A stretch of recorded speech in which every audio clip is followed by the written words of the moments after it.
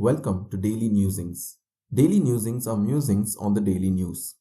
For today's newsing, we look at the terrorist attacks in a tourist spot near Kashmir's Pahalgam town yesterday. 26 tourists are feared dead from the attack and many more are injured. The Resistance Front, a terrorist organization associated with the banned organization Lashkar-e-Taiba, has claimed responsibility for the attack. It is the worst terrorist attack in 2 decades in Kashmir.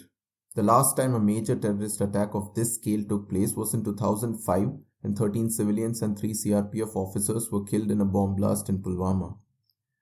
India has been battling terrorism ever since the country gained its independence. There were religious tensions between Hindus and Muslims around the time of the independence and a lot of violence during the partition of the country into India and Pakistan. One of the most disputed areas at this time was Kashmir, which was claimed by Pakistan as their own as it had a Muslim majority. But the Hindu ruler of Kashmir, Maharaja Hari Singh, wanted Kashmir to remain independent of both India and Pakistan.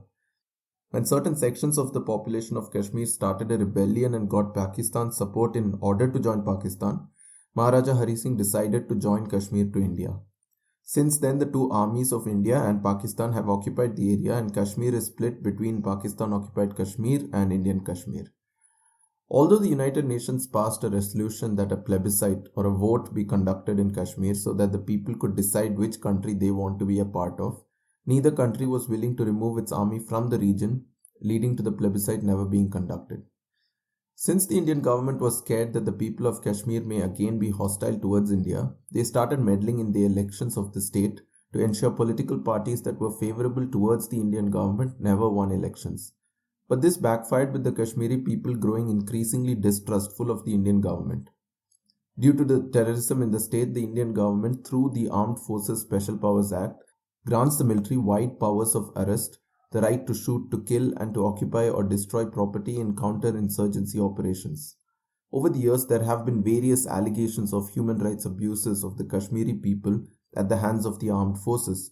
There are documented cases of enforced disappearances of people, extrajudicial killings, torture, and sexual violence against women. Today, the region is stuck in a vicious cycle of violence. When children grow up seeing such human rights abuses by the Indian army, they grow up hating the government. Many of them choose the path of terrorism when they grow up. The government sends more army personnel due to increasing terrorism. Terrorism increases due to increasing armed forces, a vicious cycle of violence. Terrorism is terrible and evil, yet the systemic abuse of the Kashmiri people at the hands of the Indian armed forces is also problematic. Christians never need to be afraid of saying that two things can both be wrong, even though one may be worse than the other. The world is currently extremely polarized.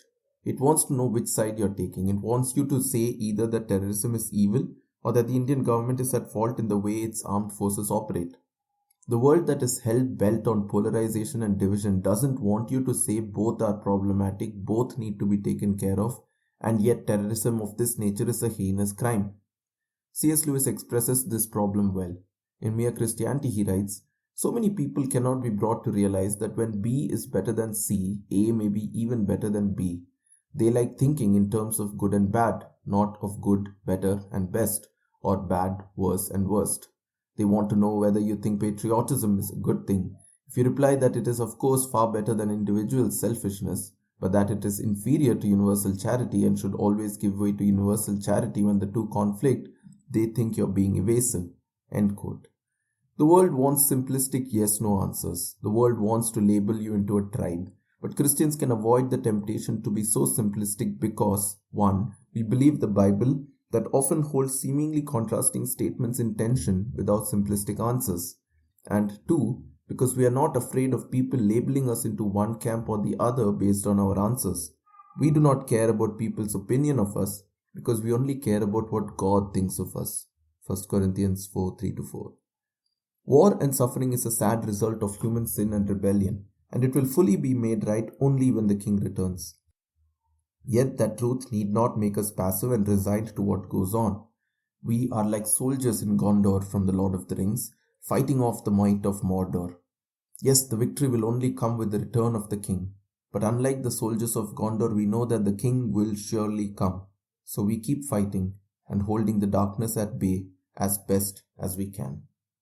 Thank you for listening to Daily Newsings.